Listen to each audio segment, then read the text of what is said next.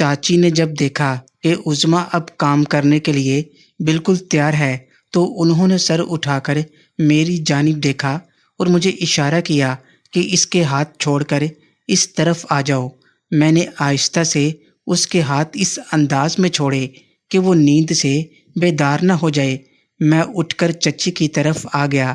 چاچی نے میری طرف دیکھتے ہوئے کہا، دیکھو سردار، میری بیٹی کا یہ پہلی بار ہے کام ایسے کرنا جس سے اسے تکلیف کا احساس بھی نہ ہو۔ یہ کہتے ہوئے چچی نے ڈھیر سارا نکالا اور مجھے تیار کرنے لگیں۔ میں نے اس عظمیٰ کی طرف دیکھا تو وہ بھی بالکل تیار تھی۔ مجھے ڈر لگ رہا تھا اگر میرے ایسا کرنے سے اسے کچھ ہو گیا تو کیا ہوگا۔ چاچی نے ابھی پکڑا ہوا تھا، پھر وہ بولی، سردار جی، جیسے میں نے آپ سے کہا ویسے کرنا، نہیں تو میری بیٹی بہت روئے گی۔ میں نے جی اچھا کہتے ہوئے اپنا کام کرنا شروع کر دیا۔ جیسے ہی میں نے اپنا کام کرنا شروع کیا، عظمیٰ کی آنکھیں ایک دم سے کھل گئیں۔ چچی نے عظمیٰ سے کہا، میری بچی، صبر، ابھی تو صرف میچ شروع ہوا ہے، بس تم کچھ دیر ہمت اور برداشت سے کام لو، پھر ساری زندگی خوب انجوائے کرو گی۔ اور ساتھ ہی چاچی نے اپنی آنکھوں سے مجھے اشارہ کیا کہ دوبارہ سے میچ شروع کروں۔ چچی اپنے تجربے کا پورا استعمال کر رہی تھیں۔ انہیں احساس تھا کہ یہ کام انہوں نے کس طرح کرنا ہے۔ ان کو اپنی بیٹی کی طلب کا پتہ تھا۔ تھوڑی دیر کے بعد آخر کار پیار میں ڈوبی ہوئی عظمیٰ کی آواز آنے لگی، ماما، سارا کام ایک دفعہ کر دو، اس طرح سے مت تڑپاؤ۔ چاچی نے فاتحانہ نظروں سے میری طرف دیکھا اور عظمیٰ کی طرف اشارہ کر کے اشاروں سے مجھے سمجھانا چاہا، دیکھو ہو گئی نہ تیار۔ میں جو کب سے ماں بیٹی کے ڈرامے کی وجہ سے خوار ہو رہا تھا، مجھے جیسے ہی اجازت ملی میں نے اپنی پوری جان لگائی اور سارا گہرائی میں اتار دیا اور پھر تقریباً 10 منٹ کے لیے وہیں پر رک گیا۔ چاچی نے میرے سر پر پیار دیا اور بولی، سردار جی، تھوڑا آرام سے۔ میں نے ان کی طرف دیکھ کر مسکرایا اور کہا، آپ کی بیٹی بہت پیاری ہے۔ پھر آہستہ آہستہ عظمیٰ بھی میرے ساتھ میچ کھیلنے لگی۔ اس کی عجیب عجیب آوازوں سے پورا کمرہ گونج رہا تھا اور پھر کچھ ہی دیر میں عظمیٰ آؤٹ ہو گئی۔ چچی نے مجھے رکنے کا کہا اور خود سیدھی ہو کر لیٹ گئیں۔ میں ان کی بات سمجھ گیا تھا، اب وہ میرے ساتھ میچ کھیلنا چاہ رہی تھیں۔ میں ان کی طرف آ گیا۔ عظمیٰ نے ایک نظر مجھ پر ڈالی اور پھر نفرت سے اپنا چہرہ دوسری طرف کر لیا، جیسے اس کو یہ کام بہت برا لگا ہو۔ میں چاچی کے ساتھ میچ کھیلنے لگا کہ انہوں نے مجھے رکنے کا اشارہ کیا اور پھر لیکچر دیتے ہوئے بولی، سردار جی، اب پتہ چلے گا کہ تم کتنے بڑے مرد ہو۔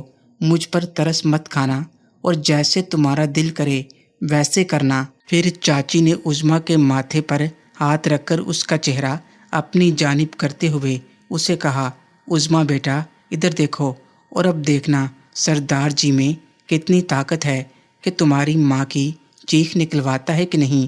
مجھے چاچی کے چیلنج کا سامنا تھا اور چاچی مجھے بالکل ہی اناڑی سمجھ رہی تھیں، مگر اس کی یہ بھول تھی۔ میں نے اوکے کہا اور عظمیٰ کی طرف دیکھا جو میری طرف ہی دیکھ رہی تھی۔ میں جتنی زور سے کام کر سکتا تھا میں نے اپنی پوری طاقت سے کام شروع کر دیا۔ ان کا تجربہ دھرا کا دھرا رہ گیا۔ میں نے چاچی کو اس کی اوقات یاد دلا دی۔ وہ مجھے پیچھے کرنے لگیں۔ وہ بولی، ظالم انسان، جانور، جنگلی، پیچھے ہٹو۔ عظمیٰ اٹھ کر بیٹھ گئی اور میری طرف بڑے غور سے دیکھنے لگی۔ میں نے فاتحانہ انداز میں چاچی کی طرف دیکھتے ہوئے کہا، کیسا لگا؟ انہوں نے کہا، پلیز پیچھے ہٹو۔ میں نے عظمیٰ کی طرف دیکھتے ہوئے اس سے پوچھا، کیا کروں، پیچھے ہٹوں کہ نہیں؟ اس نے نفی میں سر ہلاتے ہوئے بولی، نہیں، ایسے ہی رہنے دو، انہیں پتہ چلے کہ اس عمر میں یہ کام کرنے کا انجام کیا ہوتا ہے۔ میں نے عظمیٰ کی خواہش پوری کرتے ہوئے 3-4 پوری طاقت کے ساتھ دیے۔ چاچی میری منتیں کرنے لگیں، واسطے دینے لگیں، سردار جی، مجھے معاف کر دیں، میں نے پھر عظمیٰ کی طرف دیکھا اور اس سے پوچھا۔ وہ چاچی کو گالیاں دینے لگی۔ کچھ دیر کے بعد وہ بھی میرا ساتھ دینے لگی اور بولی، سردار جی آپ بہت ظالم ہو۔ میں ان کی باتوں کو اگنور کرتے ہوئے اپنا کام کرتا رہا۔ 10 منٹ بعد وہ میچ کھیلتے کھیلتے آؤٹ ہو گئیں۔ اس کے بعد میں اور عظمیٰ دوبارہ سے میچ کھیلنے لگے۔ اب وہ ہنس ہنس کر میرا ساتھ دینے لگی۔